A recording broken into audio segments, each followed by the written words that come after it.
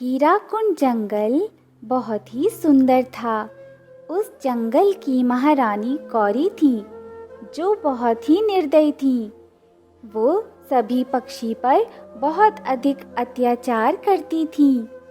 वह सभी पक्षियों से बहुत सारा लगान लिया करती थी, और जो भी लगान नहीं देता था, उसे वो अपने सैनिकों से बहुत अधिक पिटवाती थी।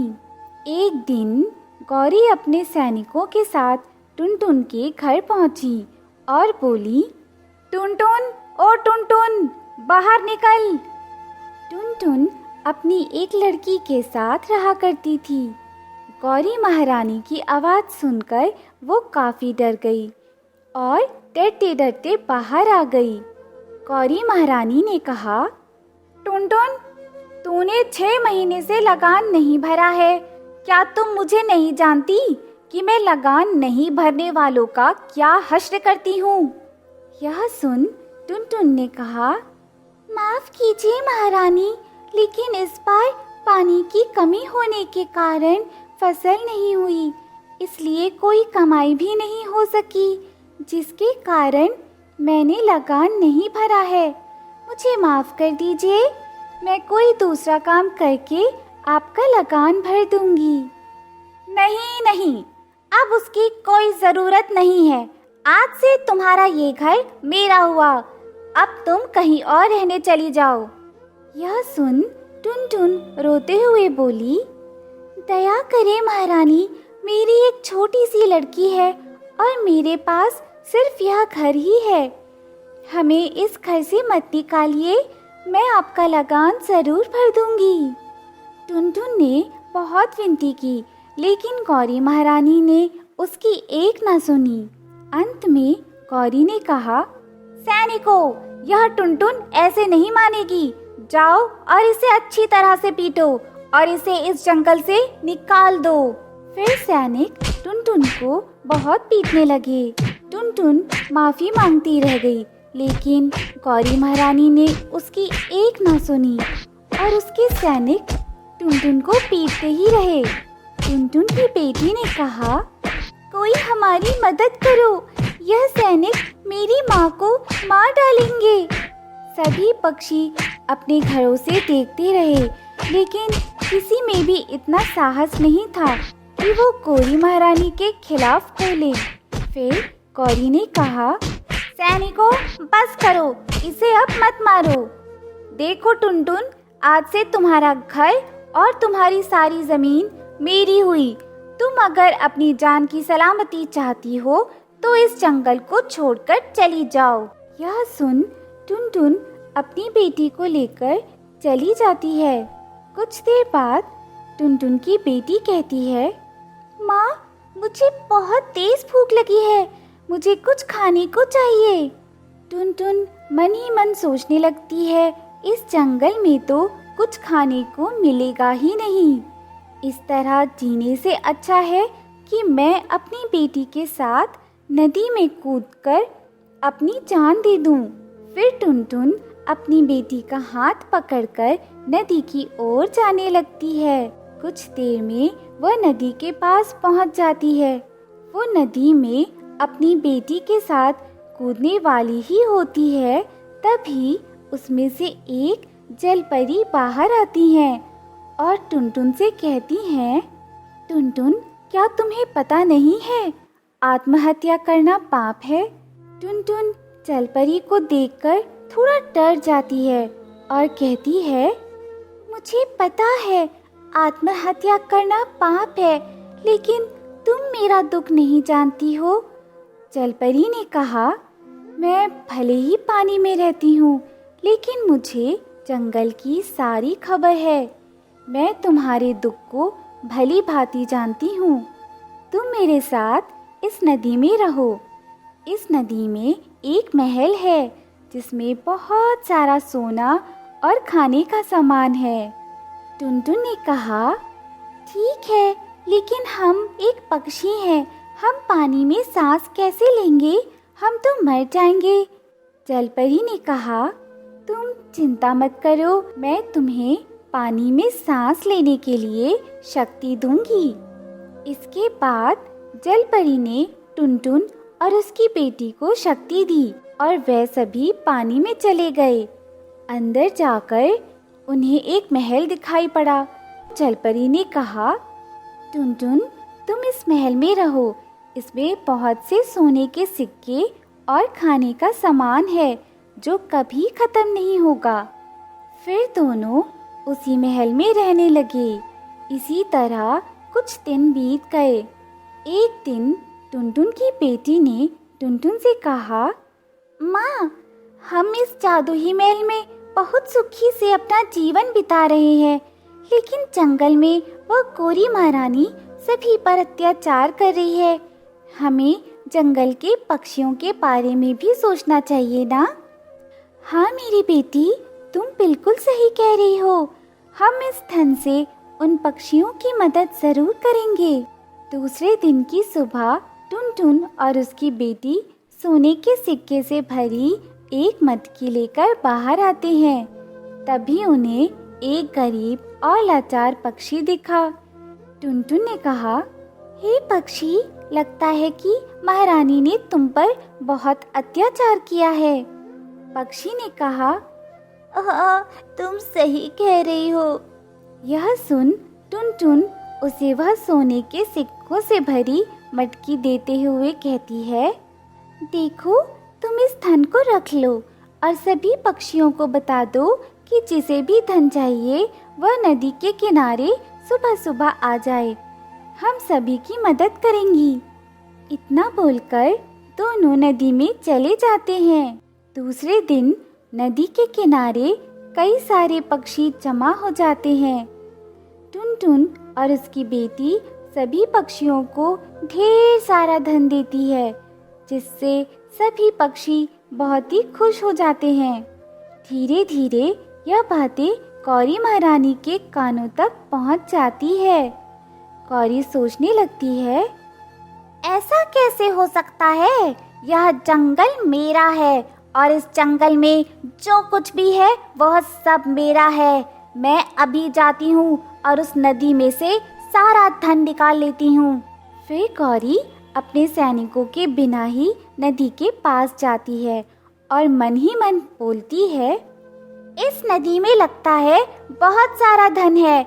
अगर ये सारा धन मैं ले लेती हूँ तो मैं इस जंगल की ही नहीं बल्कि आसपास के सभी जंगलों की सबसे अमीर महारानी बन जाऊंगी। ऐसा सोचकर गौरी नदी में छलांग लगा देती है। गौरी नदी के अंदर जाने लगती है। तभी उसे कई सारी लताएं जकड़ लेती हैं, जिसके कारण वह बाहर नहीं निकल पाती है और सांस भी नहीं ले पाती है। कुछ देर में वह बेचारी मर जाती है।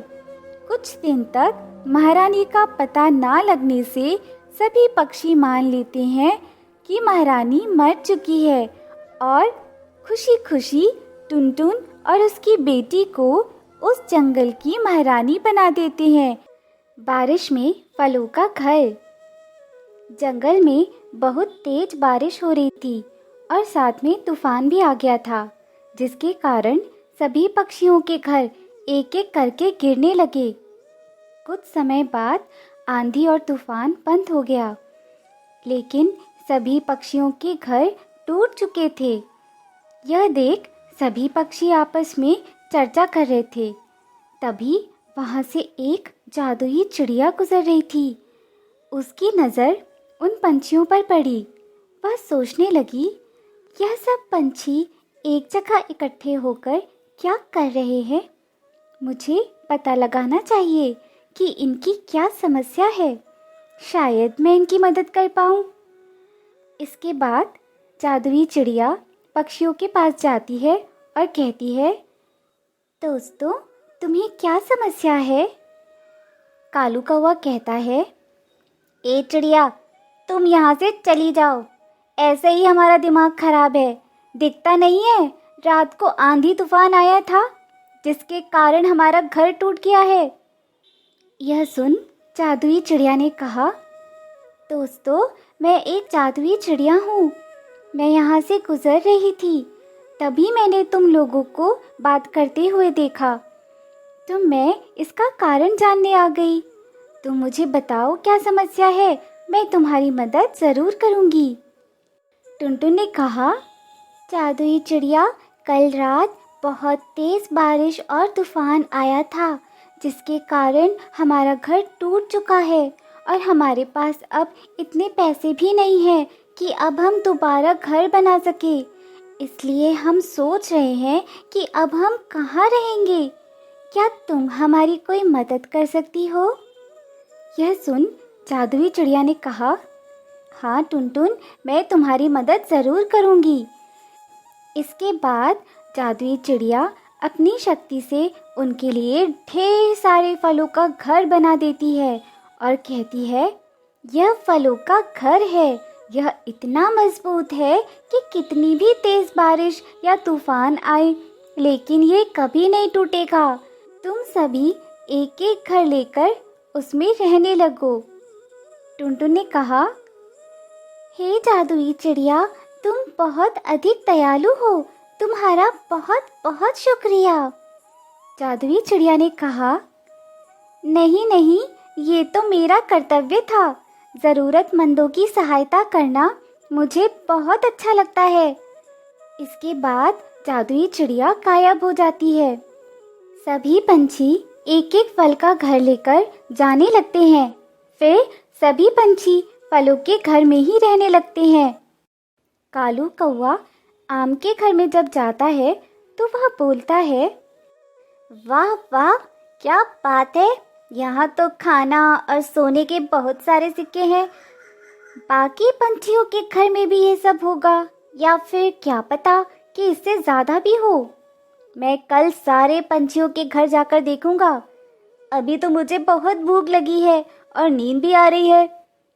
इसके बाद कालू कौवा खाना खाने लगता है और फिर आराम से सो जाता है। दूसरे दिन कालू कौवा टुनटुन के घर जाता है। टुनटुन, ओ टुनटुन, दरवाज़ा तो खोलो, सो रही हो क्या? तभी टुनटुन दरवाज़ा खोलती है और कहती है, अरे कालू, तुम आओ आओ, अंदर आ जाओ। फिर कालू कौवा घर के अंदर जाकर इधर उधर देखने लगता है। टुनटुन कहती है, क्या हुआ कालू, कोई समस्या है क्या? कालू कहता है, नहीं नहीं, मैं तो बस तुम्हारा घर देख रहा था कि मेरे जैसा ही है या फिर कुछ अलग है। तुम्हें यहाँ कोई समस्या तो नहीं हो रही है ना? नहीं, जादुई चिड़िया ने यह घर दिया है, इसलिए इसमें कोई भी समस्या नहीं होती है। सारी चीज़ें इसमें पहले से ही है। खाने को फल है, सोने के सिक्के हैं, सभी कुछ है। अच्छा ठीक है टुनटुन, तो मैं चलता हूँ। इसके बाद कालू सभी पक्षियों के घर जाता और सभी के घरों पर अनाज और सोने के सिक्के को देखता। शाम को कालू सभी के घर को देखकर अपने घर लौटा और बोला, जादुई चिड़िया ने मेरे साथ नाइंसाफ़ी की है। सभी के घर में मुझसे ज़्यादा फल और सोने के सिक्के हैं, और तो और मेरे घर से उनका घर बहुत सुंदर है। मुझे कोई योजना बनानी होगी जिससे सभी पक्षी के घर मेरे हो जाएं और मैं इस जंगल का सबसे अमीर पक्षी बन जाऊं। फिर कालू कौवे के दिमाग में एक योजना आ जाती है। दूसरे दिन कालू कौवा कबूतर के घर जाता है और कबूतर से कहता है, अरे कबूतर भाई, रानू चिड़िया को एक सियार ने पकड़ लिया है। तुम बहुत ही निडर और साहसी हो। तुम जल्दी जाओ और उसे बचा लो, वरना बस सियार उसे जान से मार देगा। कबूतर कहता है, अरे अरे, तुम्हारा शुक्रिया कालू भाई, मैं अभी जाकर रानू चिड़िया को बचाता हूँ। इसके बाद कबूतर रानू चिड़िया को बचाने चले जाता है। कालू मन ही मन कहता है, ये कबूतर कितना बेवकूफ़ है, मेरी बात का भरोसा कर लिया। अब मैं इस कबूतर का घर चुरा लेता हूँ। कालू कबूतर के घर को चुरा लेता है। फिर कालू टुनटुन के घर जाता है और कहता है, अरे टुनटुन, हमारे जंगल में एक बहुत बड़ा सांप आ गया है जो पक्षियों को मार रहा है। तुम्हें सांप मारना आता है, इसलिए तुम हमारी रक्षा करो और उस सांप को मारो। टुनटुन कहती है, कहाँ है सांप कालू, मुझे बताओ। यही नदी के पास ही मैंने उसे देखा है। फिर टुनटुन भी सांप को मारने चली जाती है और कालू टुनटुन का घर भी चुरा लेता है। इसके बाद कौवा एक एक करके सभी पंछियों के घर जाकर सभी को कोई ना कोई बहाना बनाकर उन्हें उनके घर से दूर भेज देता है और उनके घरों को चुरा लेता है। जब कबूतर रानू चिड़िया के पास पहुंचता है तो कहता है, अरे रानू, तुम्हें तो सियार ने पकड़ा था, कहाँ गया वो? रानू चिड़िया कहती है, ये कैसी बात कर रहे हो कबूतर भाई, मैं तो बस यहाँ पर घूमने आई थी, मुझे किसी भी सियार ने नहीं पकड़ा है। तभी वहाँ हाथ में डंडा लिए टुनटुन आ जाती है और कहती है, दोस्तों, यहाँ पर बहुत बड़ा सांप है, मैं उस सांप को मारने आई हूँ। मुझे कालू कौवे ने बताया है कि जंगल में सांप है और वह पंछियों को मार रहा है, इसलिए मैं आज उसे जिंदा नहीं छोड़ूंगी। टुनटुन, लेकिन जंगल में तो कोई भी सांप नहीं आया है। तभी वहाँ बबली चिड़िया एक चाकू लेकर आ जाती है और कहती है, अरे दोस्तों, तुम्हें किसने जाल में बंद कर लिया था? मुझे कालू ने बताया कि एक शिकारी ने तुम्हें जाल में बंद कर दिया है, इसलिए मैं तुम्हें छुड़ाने आ गई। इसी तरह वहाँ पर और भी पक्षी आ जाते हैं और सभी आपस में बातें करने लगते हैं। कबूतर कहता है, दोस्तों, कालू ने हम सभी को आखिर बेवकूफ़ क्यों बनाया? इसमें उसका क्या फ़ायदा है? टुनटुन ने कहा, मुझे तो दाल में कुछ काला लग रहा है, हमें जल्दी अपने घर की ओर जाना चाहिए। दूसरी ओर कालू कौवे ने सभी पक्षियों के घरों को अलग अलग रंगों से रंग दिया था ताकि पक्षी अपना घर पहचान न सके। जब सभी अपने घर के पास पहुंचते हैं तो किसी को भी उनका घर नहीं दिखता है। यह देख सभी पंछी कालू कौवे के घर पहुंच जाते हैं तो वह देखते हैं कि सभी पंछियों के घर वहां पर होते हैं, लेकिन सभी पर अलग अलग रंग होते हैं। तभी सभी कालू कौवे को आवाज़ लगाते हैं। कालू कौवा बाहर आता है और कहता है, क्या हुआ? तुम सभी ने मुझे नींद से क्यों जगा दिया? कबूतर ने कहा, कालू, पहले तो तुमने हम सभी से झूठ बोला और उसके बाद हमारा घर भी चोरी कर लिया। यह सुन कालू ने कहा, चुप रहो कबूतर, मैंने तुम्हारा घर चोरी नहीं किया है, मुझे यह घर जादुई चिड़िया ने दिया है।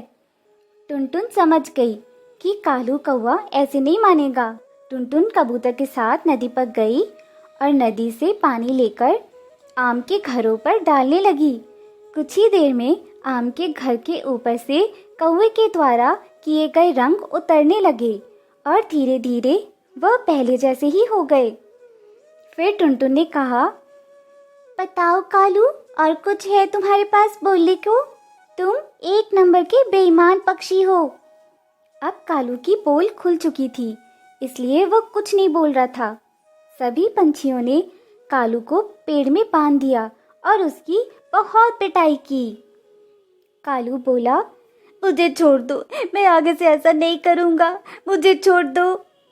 टुनटुन ने कहा, ठीक है, लेकिन तुमने जो हमारे घर के साथ किया है, हम तुम्हारे साथ भी वही करेंगे। फिर पक्षियों ने मिलकर कालू के ऊपर रंग पोत दिया और अपने अपने घरों को लेकर चले गए।